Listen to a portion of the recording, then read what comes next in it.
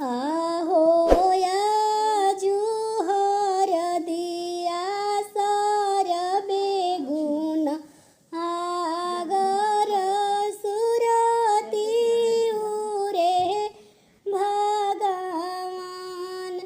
आहो जुहर दिया सर बेगुन आगर सुरती उरे भगवान।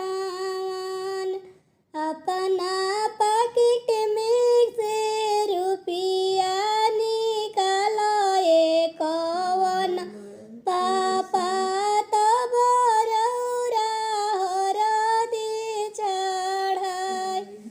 आहो जुहर दिया सर बेगुन आगर सुरती उरे भगवान।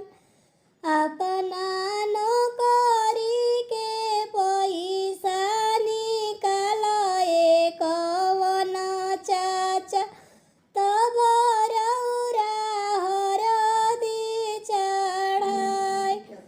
आहो जुहर दिया सर बेगुन आगर सुरती उरे भगवान।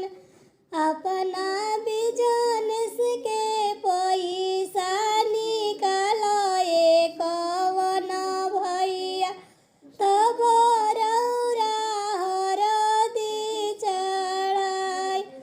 अपना पॉकेट में के रुपया निकालिए सब भैया